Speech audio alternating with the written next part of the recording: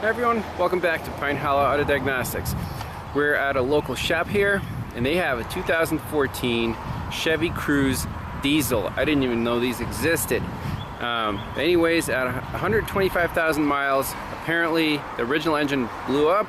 It might have been tuned, who knows. They put in a junkyard engine. And then they said there's a check engine light, it didn't have any power really, or low boost, and just didn't drive very well. So what is wrong with this junkyard engine?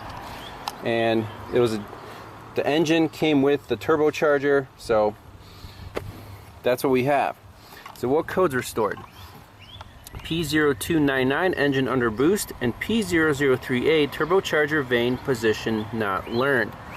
Okay, so this sounds similar to we've seen this on a BMW where that actuator rod, I mean it was for the wastegate, but similar idea where the rod like gets long or the linkage gets loose and then the actual potentiometer gets out of range, the car is not happy. We've seen this on an Acura turbo, the I think it was an RDX, same story. Got to tighten up the linkage and away you go.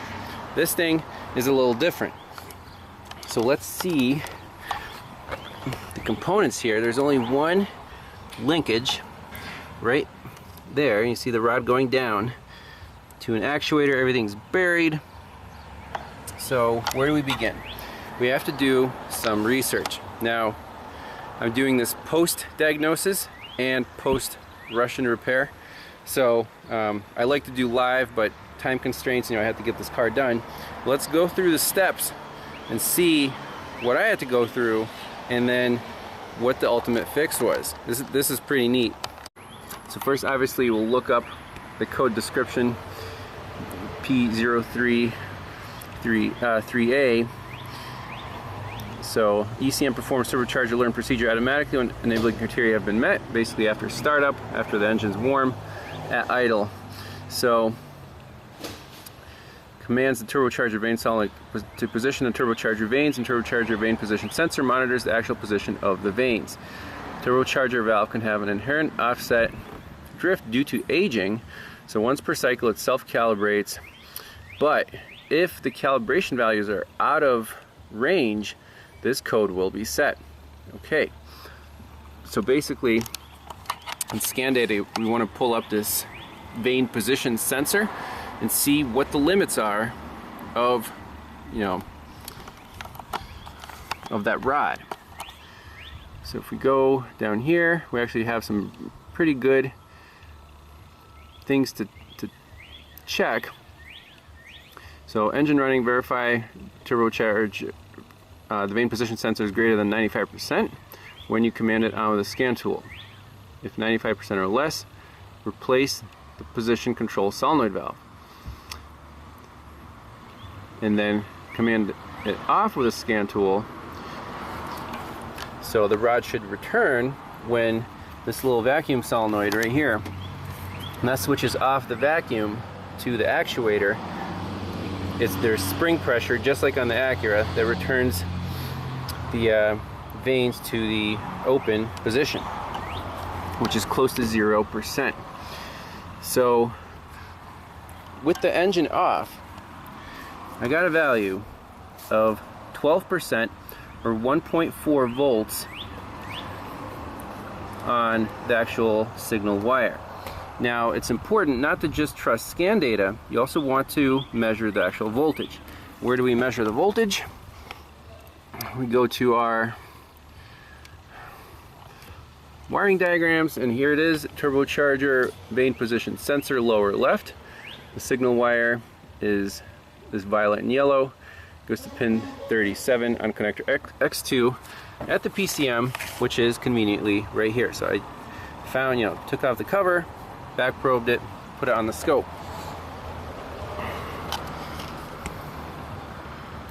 And we'll definitely share these waveforms.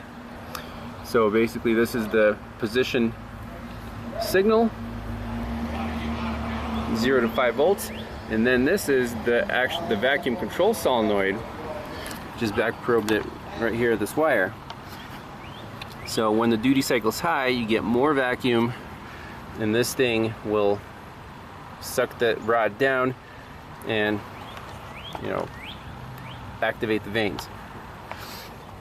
So basically we had 12% on the scanner when the engine was off, no vacuum, 1.4 volts. I manually pushed the rod down with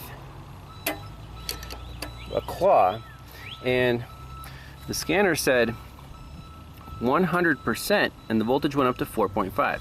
You would think that's normal. Well, apparently the computer does not like that during the self-test. So this is just a signal wire, engine's running. It does the self-test, you can see, boom, it hits that threshold at 4.5 volts and then bounces back and sets the code right there. Every time you start the engine and let it idle for a few seconds. So we're dealing with a linkage that looks like it's, if the rod is stretched out,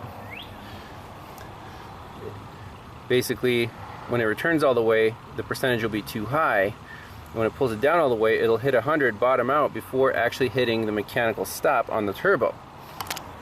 So is this rod adjustable? Well, no, it's not. But this measurement is so sensitive that basically a millimeter, if you're a millimeter off, it'll be like 5 or 10% off on scan data. And the voltage is very, very sensitive to that. So basically the name of the game here is, how do we bring this back into range? We want like 5 to 95 instead of 12 to 100. Well, step one was to take this rod off the, you know, take the circlip off, and then just come in here and tweak the actual, you know, horizontal piece. Tweak it up just a little bit and see what difference that made. So now it went from 1 volt to 4.4 volts, but still 4.4 volts was over 100%, and the same code still set. Then got a little more investigative. There is a little stop screw. This thing is so packed in here, but see that shiny, maybe you can see it from here a little better, right there.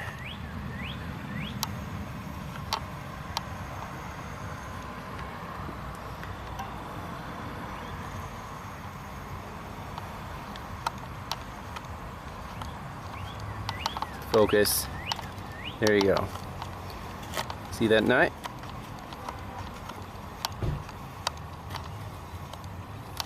Anyways, there's a little stopper screw coming in from the bottom. No way to get to it, and it looked like it was already messed with. There's some kind of goop on there. Let me show you. Alright, it's gonna be a tough shot here. If you look in the mirror, do you see anything in the mirror?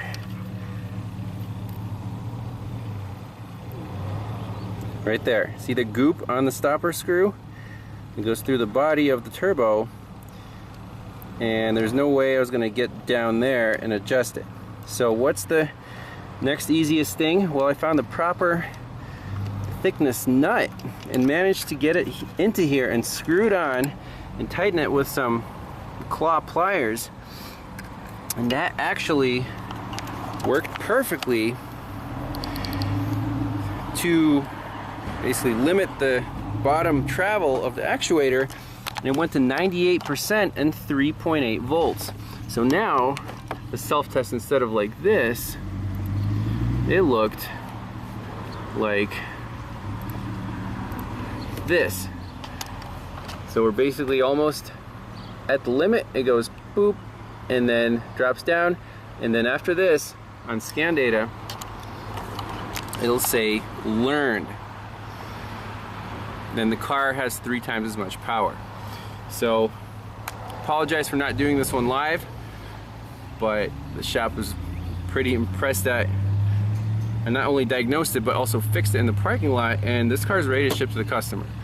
So what's the proper OEM repair? I guess you can replace the turbo with the preset screw, but hey, you know, it's drivable, it's fine, it's reliable, and that's it. So thanks a lot for watching. We'll see you in the next one. Bye bye.